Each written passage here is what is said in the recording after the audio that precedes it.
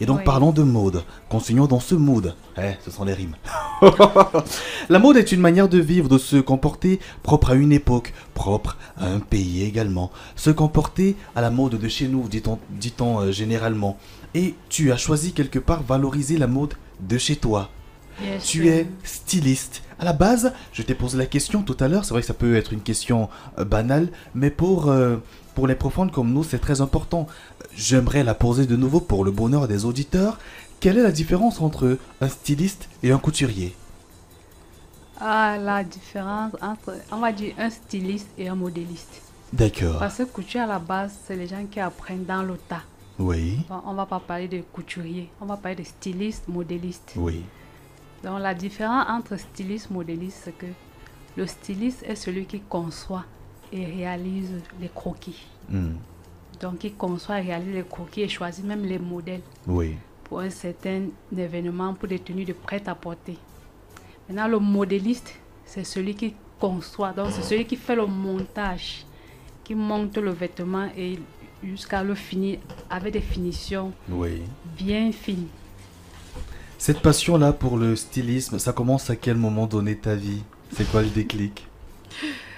La passion pour le stylisme et le modélisme. En fait, à la base, c'est pas ce que je voulais faire. C'est que quand je finis à l'école La vie primaire... enseigne. La vie enseigne. Quand je finis à l'école primaire, Oui. la maman me dit que va t'inscrire au CETIF de Ngouakele.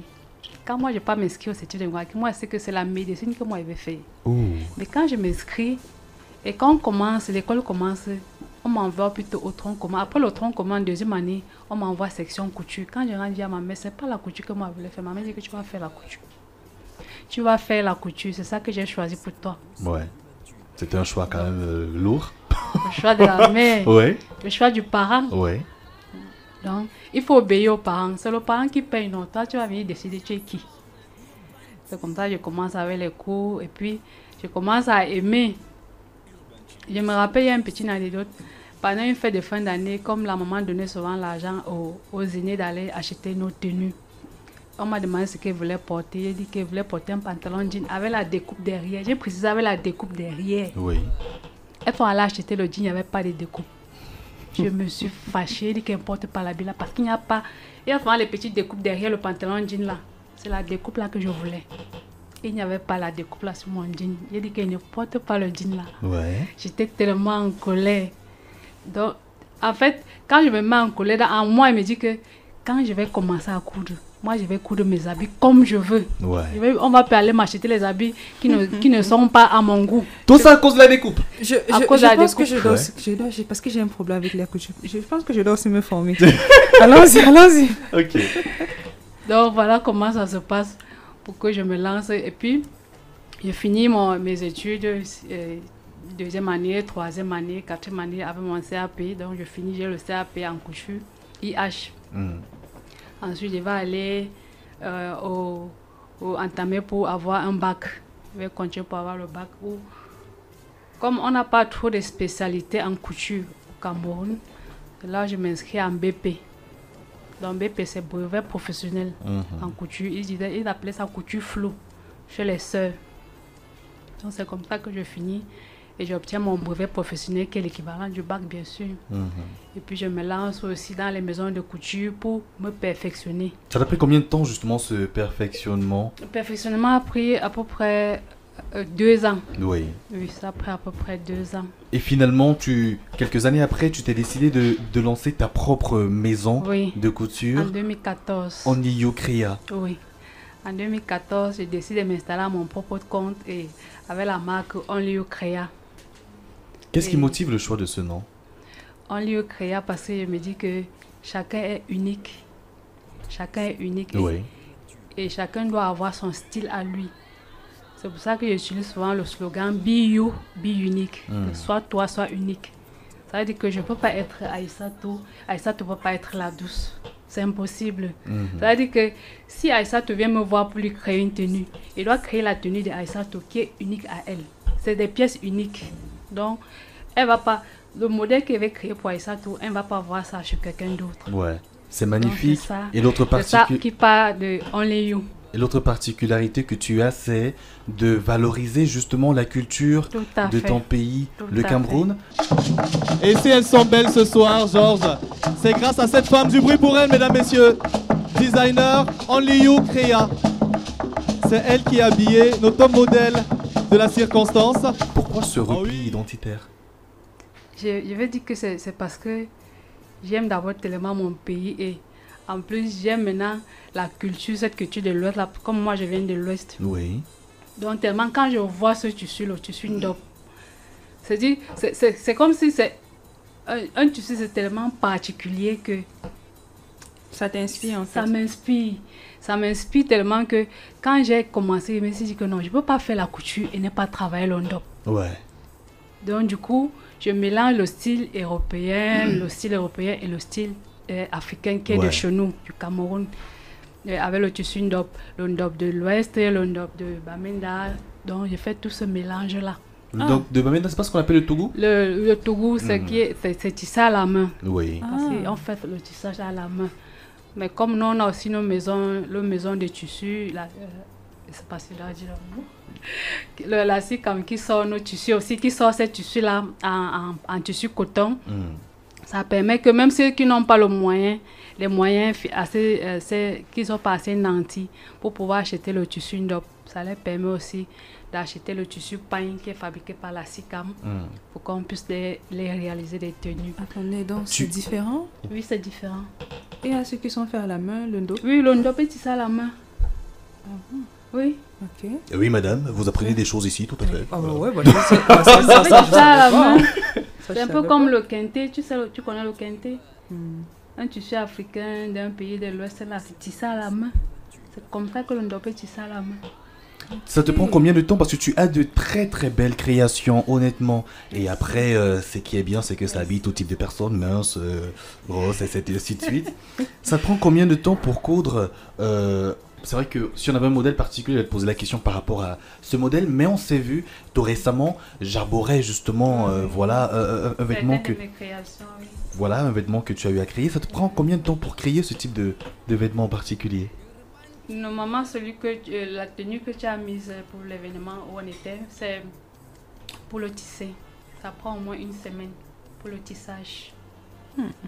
Pour le tissage, en gros, tu le fais à la main réellement. Tous tes vêtements. Fait à la main. Mais Le ça travail coûte fait à la main. extrêmement cher, je suppose. C'est vraiment cher.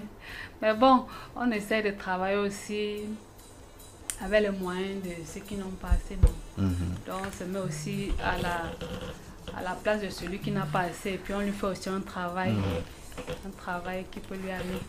Dans ce contexte, dans ce domaine que tu as, est-ce que tu penses qu'il y a cette transmission intergénérationnelle? Parce qu'on se dit parfois, il y a des aspects de notre culture qu'on oublie et qui se perdent parce qu'il n'y a pas cette transmission de la part des aînés.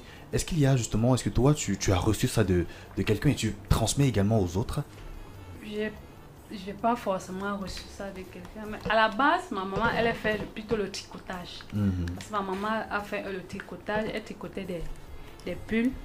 Elle tricotait des pulls pour les nouveau-nés. Oui. Donc on peut dire que peut-être j'ai reçu ça de la maman. La fête, elle m'a Donc, toujours le tissage dépassée. et tout. Ouais. La fête, Le tissage. ça m'a toujours dépassée. Pourtant, j'ai une soeur qui est aussi styliste. Au moins, à la maison, la petite soeur, elle peut même mettre le fil dans l'aiguille. Mais moi, ça passe toujours à côté. Je peux faire ça toute la journée, mais ça passe toujours à côté. Donc, j'ai compris que c'était pas ma part là-bas. Et c'est mal laissé. Non, mais tu n'es pas obligé de faire le tissage, non. Tu peux apprendre la simple couture. Donc, monter une jupe droite, monter une robe droite, monter un petit canard. Tu sais qu'il y a des personnes, par exemple, même si tu fais comment, l'anglais ne passe pas dans leur tête, non. Non, C'est aussi comme ça. Non, c'est aussi comme ça, moi, avec Avec la la couture. couture. Ça Ça m'a dépassé. Moi, c'est comme ça avec la danse. Ah bon? Oui. Pourtant, tu ressembles à un danseur. Non, pas du tout. Bien au contraire, hein, je suis toujours assis. Revenons sur la culture. La partie sacrée, justement, de ces vêtements, est-ce qu'on ne les désacralise pas en les rendant à la proximité de tout le monde? Pour un vêtement comme le Ndop, il y a les chapeaux qui sont propres, justement, aux notables de la région de l'Ouest, ainsi de suite. Mais les vendre, par exemple, à tout le monde, c'est pas... je sais pas si vous voyez un peu le sens. Est-ce que c'est pas mauvais? Dire que c'est désacralisé, je pense pas. Oui, Parce que ce que les chefs traditionnels portent, oui.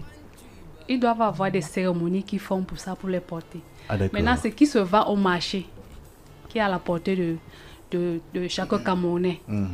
Tu peux aller, c'est ton argent que tu utilises pour acheter. Mhm. Donc tu peux l'utiliser comme tu veux parce qu'il n'y a pas de cérémonies qui ont été faites sur ce tissu. Ah d'accord, Donc, donc une à cérémonie la pour rendre base- cela sacré en réalité. Oui.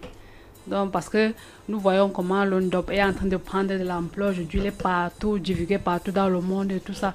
Imagine qu'on commence à faire des cérémonies, tout ça pour vendre aux gens. Et pourtant, on est en train de vendre notre culture. On est Exactement. en train de vendre notre culture. Donc ça fait la fierté du Cameroun.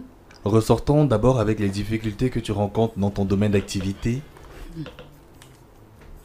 Les difficultés, c'est pour avoir ce Ondop là. Ouais. Surtout l'Ondop de l'Ouest là, pour l'avoir, il est tellement difficile. Parce que ton fournisseur, chaque fois quand tu parles au voix, il te dit que le prix a changé. Ouais. Chaque fois que tu vas aller prendre une autre collection, il te dit que le prix a changé. Donc à chaque fois qu'il doit aller me ravitailler, le prix n'est plus le même. Et ça augmente toujours en fait. Ça augmente toujours. Ça, Ça, c'est la c'est plus le- grande Ça, difficulté. c'est la plus grande difficulté, oui. Et les clients, au moins, eux, ils ne constituent pas une difficulté, ils sont compréhensibles. Surtout nos clients de la diaspora, Mhm. nos clients du pays, vraiment. Ils préfèrent porter le pain. Ils préfèrent prendre le pain qui est la copie d'une Ondop. Ouais. Ils préfèrent utiliser le pain parce qu'ils disent que non, c'est trop cher, tu es trop cher, non. Donc, Aujourd'hui, mais tu on es... s'en sort quand même. Aujourd'hui, tu es présente sur les réseaux sociaux, particulièrement sur Facebook, en Liyu Créa. Oui. On invite donc les auditeurs à visiter cette page, c'est très très très important pour voir tes créations. Oui. Ça se passe comment pour te contacter personnellement? Pour me contacter personnellement, il y a d'abord la page On Liu Créa. Ensuite, il y a le contact WhatsApp qui est le 6 77 37 77. 08 08. D'accord, on va C'est recommencer. très facile. Ouais. 6 77 37 08 08. Écoutez Urban Tube. Écoutez Urban Tube. Écoutez la différence.